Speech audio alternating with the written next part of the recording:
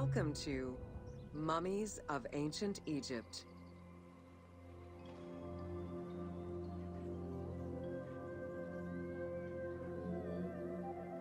The mummification process used by ancient Egyptians was highly ceremonial in nature. The different types of mummification took into account the social level and richness of the deceased and even included animals. The most expensive was that reserved for the pharaoh and the royal family, as well as some of the wealthiest members of the court.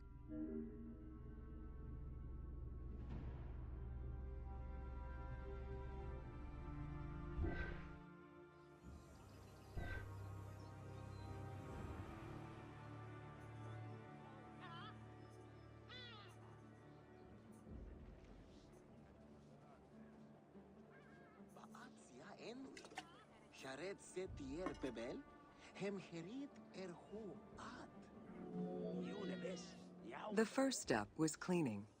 Once bodies arrived at the mummification site, they were placed on inclined tables while the bodily fluids drained away. They were then cleansed by priests until they were deemed ready for the purification process.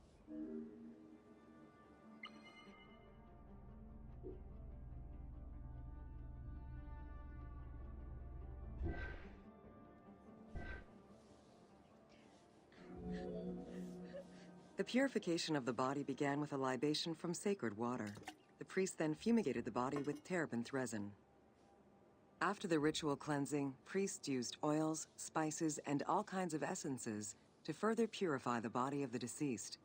Finally, all body hair was meticulously removed.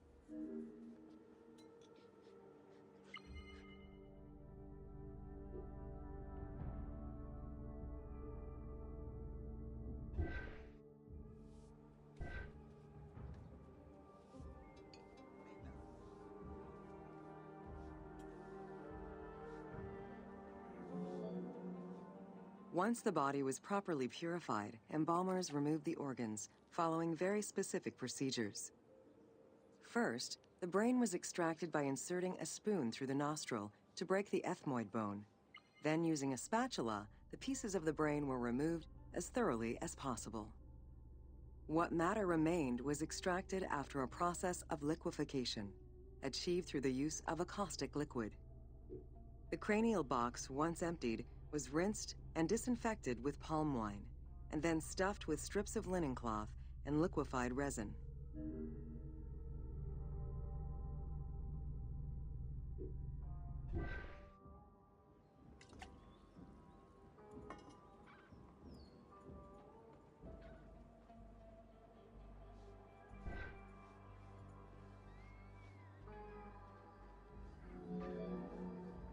After taking care of the brain, embalmers made an incision on the left flank and carefully set aside the viscera.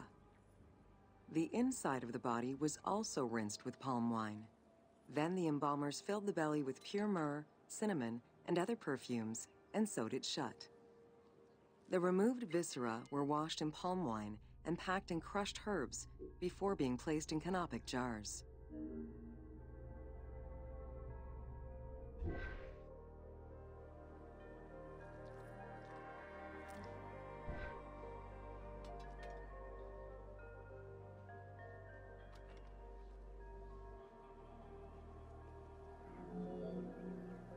Canopic jars were placed close to the sarcophagus or kept in a chest nearby. At first, the viscera were wrapped in tissue and placed in the vases. As the ritual requirements became more elaborate, ointments, spices, and even water and natron were added to the process.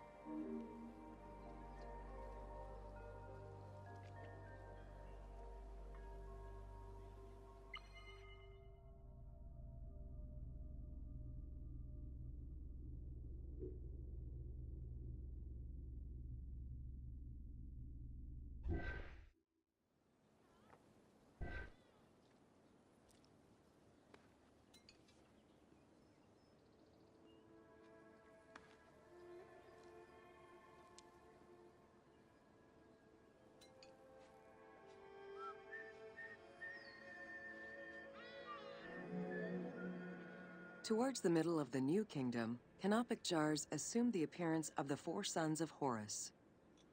They were known as the protectors of the viscera. These protectors had their own guardians, each a goddess of the dead. Imseti, the human-headed god, protected the liver and was protected by the goddess Iset. Hapi, the baboon-headed god, protected the lungs and was protected by the goddess Nephthys. Dumutef, the jackal-headed god, protected the stomach and was protected by the goddess Neith. And finally, Kepisenuef, the falcon-headed god, protected the intestines and was protected by the goddess Selket.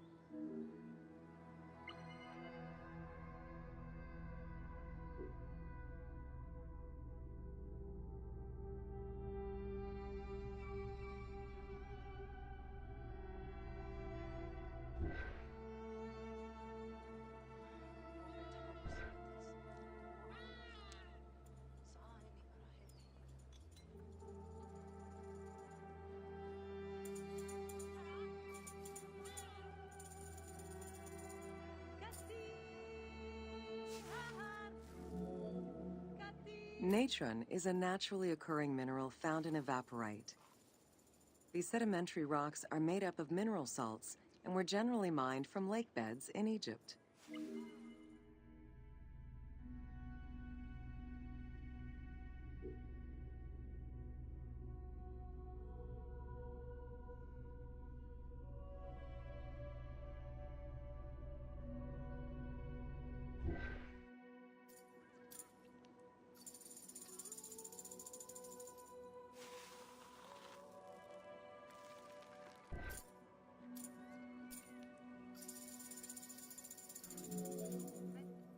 Embalmers used natron as a desiccant to dry the flesh and stop the corpse's putrefaction process.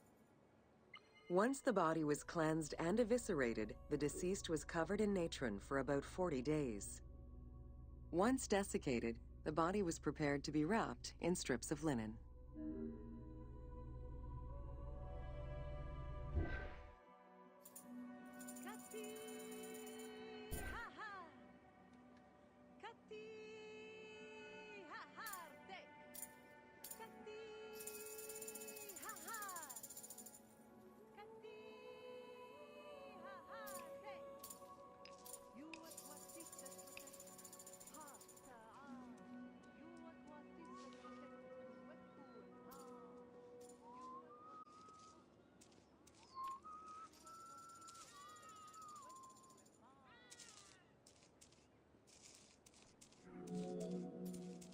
Once the body was fully desiccated by the natron treatment, embalmers oiled, painted, and sometimes even added hair extensions or a wig.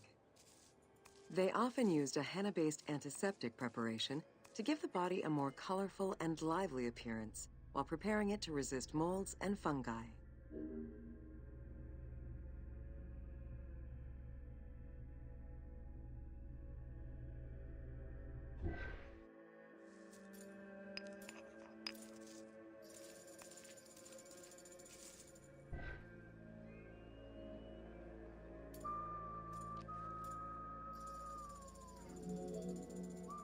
Next came the phase which gave mummies their most well-known appearance, the wrapping. Originally, each part of the body was wrapped separately. Men had their arms crossed on their chests, while women had the right arm folded over their breasts and the left arm stretched along the body. However, techniques evolved over time. Eventually, the body as a whole was wrapped with limbs alongside the body, and increasingly sophisticated and different techniques of weaving flax bands were developed.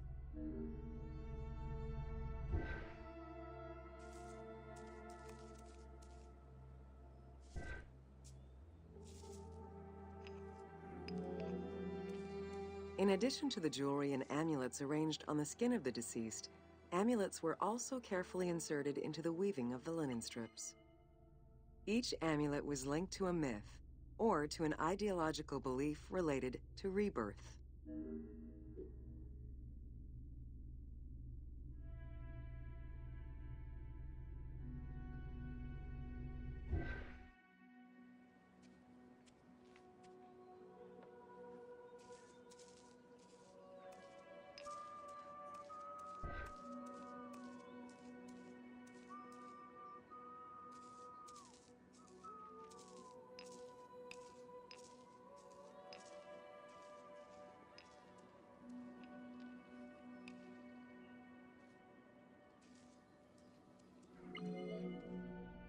Masks were an important part of a mummy's finery.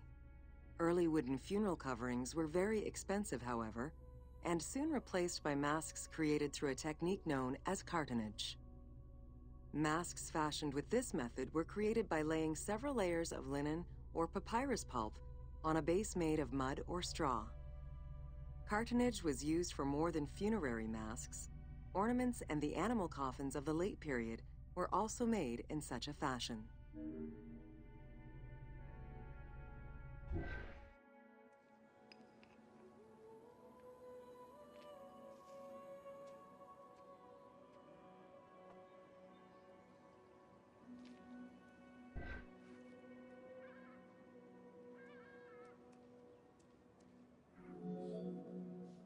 Cartonnage evolved to cover the entire body of the mummy during the 22nd dynasty.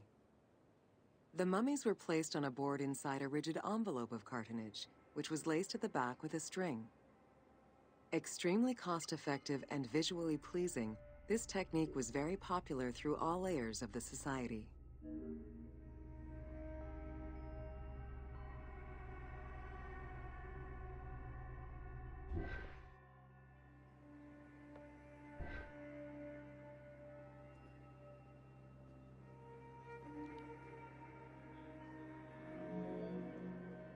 Cartonnage envelopes were usually covered with inscriptions and polychrome decorations specifying the names and titles of the deceased, scenes depicting daily life, or decorations specific to the funerary world. This was a true gift for Egyptologists eager to study the funerary rites of the ancient Egyptians.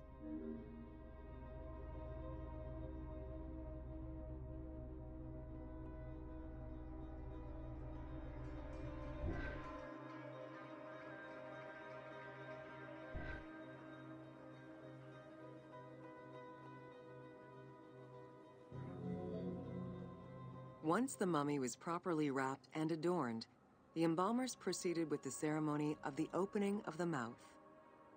A vital step of the funerary process, this ceremony was meant to bring back to life the deceased themselves or an object representing the deceased.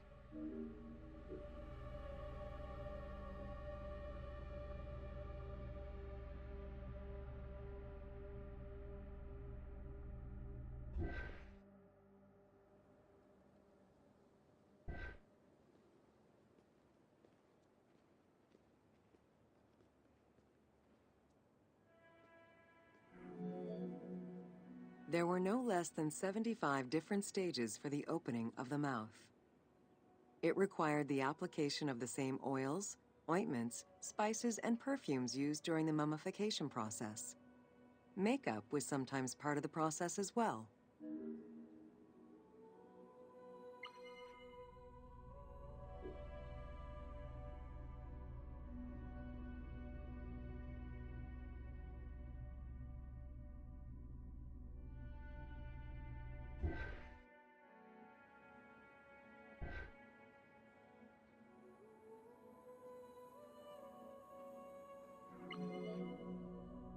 The last stage of this long ritual was the act of touching the mouth with the adze to symbolically allow the breath of life to infuse an inert body. Its performance was reserved for a very specific set of people: priests who wore the mask of the god Anubis, a close relative of the family, or by the heir to the throne.